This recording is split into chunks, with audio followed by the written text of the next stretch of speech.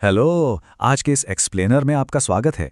एक industry analyst की हैसियत से मैं आज आपको बताने वाला हूं कि कैसे पाई नेटवर्क, जो कभी सिर्फ एक साधारण मोबाइल माइनिंग प्रोजेक्ट हुआ करता था, अब एक फुल फ्लेज्ड डिसेंट्रलाइज्ड फाइनेंस यानी डीफाई इकोनॉमी में बदल रहा है। मई 2026 के ताज़ा डेटा और अपडेट्स ने गेम को पूरी तरह से पलट कर रख दिया है। तो चलिए बिना किसी देरी के सीधा इस बड़े ट्रांजिशन के अंदर डाइव इन करते हैं। आज हम जिन मुख्य टॉपिक्स को कवर करेंगे उनमें शामिल हैं प्रोटोकॉल 23 अपग्रेड, पाई इकोनॉमी का निर्माण, क्रॉस चेन होराइजन्स, पायनियर्स की पावर, मार्केट के रिस्क और कंपटीशन, और इसका global web 3 vision. Section 1 the protocol 23 upgrade. तो सबसे पहले बात करते हैं प्रोटोकॉल 23 अपग्रेड की, जो अब सक्सेसफुली कंप्लीट हो चुका है। देखिए, ये कोई छोटा मोटा रेगुलर सॉफ्टवेयर अपडेट नहीं है। ये असल में वो फाउंडेशनल शिफ्ट है, वो बुनियादी ढांचा है जिसके बिना पाई नेटवर्क पर एक रियल डीफाई इकोनॉमी बनाना लिटरली इम्पॉसिबल था। इस अपग्रेड ने फाइनली उन सभी पॉसिबिलिटीज के दरवाजे खोल दिए हैं। और इस अपग्रेड की सबसे बड़ी हाईलाइट क्या है? Smart contracts. अगर आप इस टर्म से नए हैं तो इसे एक डिजिटल वेंडिंग मशीन की तरह सोचिए।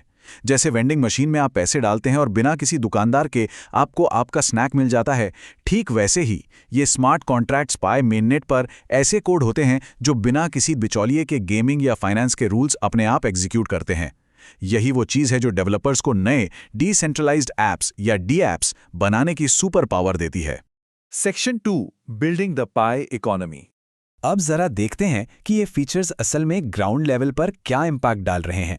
एक तरफ डेवलपर्स स्मार्ट कॉन्ट्रैक्ट्स का यूज करके गेमिंग, फिनेंस, एनएफटीज और यहां तक कि रियल वर्ल्ड एसेट्स को टोकनाइज कर सकते हैं, यानी अब चीजों की एक रियल वैल्यू बन रही है। और दूसरी तरफ है लिक्विडिटी पूल्स, जो स्टेबल ट्रेडिंग और ट्रांजैक्शन फीस रिवॉर्ड्स जैसी डीफाई सर्विसेज को अनलॉक करते हैं। मतलब बात अब सिर्फ फोन पर बटन दबाकर कॉइन माइन करने की नहीं रही, अब रियल वर्ल्ड यूज केसेस सामने आ रहे हैं। Section 3 expanding cross chain Horizons. अब कोई भी ब्लॉकचेन सिर्फ अपने अंदर सीमित रह के बड़ा नहीं बन सकता, है ना? उसे बाहर की दुनिया से कनेक्ट होना ही पड़ता है। इसीलिए पाइडेक्स लिक्विडिटी पूल्स अभी टेस्टिंग फेज में है। इसे आप एक community funded currency exchange booth की तरह समझ सकते हैं। कम्युनिटी खुद यहाँ फंड्स प्रोवाइड करती है ताकि लोग आसानी से ट्रेड कर सकें, और इसके बदले में लिक्विडिटी देने वालों को रिवॉर्ड्स मिलते हैं। बहुत जल्द हम इसके जरिए लेंडिंग, स्टेकिंग और एनएफटी ट्रेडिंग भी लाइव होते देखने वाले हैं।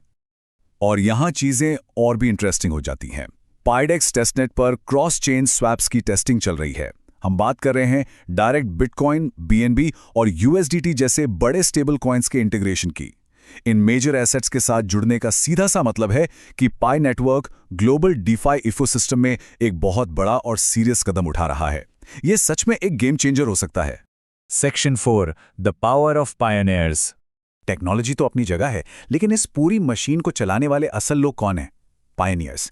कम्युनिटी गवर्नेंस यहां बहुत ही क्रूशियल रोल प्ले करती है।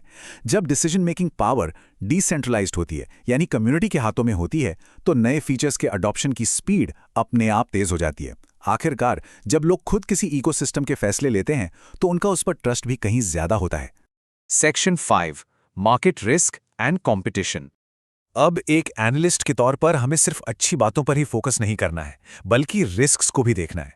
ये जो नंबर है 195 मिलियन, ये एक बहुत बड़ा मार्केट रिस्क है। अगले 30 दिनों में लगभग 195 मिलियन पाई टोकन्स अनलॉक होने वाले हैं। सप्लाई और डिमांड का सीधा सा रूल है। जब अचानक से इतनी बड़ी सप्लाई मार्केट में हिट करेगी तो हमें एक बहुत भारी शॉर्ट टर्म सेलिंग प्रेशर देखने को मिल सकता है। ये एक ऐसा हॉर्डल है जिसके लिए नेटवर्क को पूरी तरह तैयार रहना होगा। इसके साथ ही एक और बड़ी टेंशन है थिन लिक्विडिटी की। मान लीजिए अगर एक्सचेंजों पर डीप लिक्विडिटी नहीं है तो थोड़े से बड़े ट्रेड्स भी प्राइसेस को एकदम से क्रैश या पंप कर सकते हैं। इस तरह का फ्रिक्शन स्टेबल ट्रेडिंग के लिए बहुत नुकसानदायक है और ये नए इन्वेस्टर्स के अडॉप्शन को काफी स्लो कर सकता है। अगर हम कंपटीशन की बात करें तो एक तरफ हमारे पास इथेरियम है, जो वर्षों से डीफाई स्पेस का अनडिस्प्यूटेड किंग है, एक एस्टैब्लिश्ड फोर्स है, और दूसरी तरफ है पाई नेटवर्क, जो एक नया उभरता हुआ चैलेंजर है।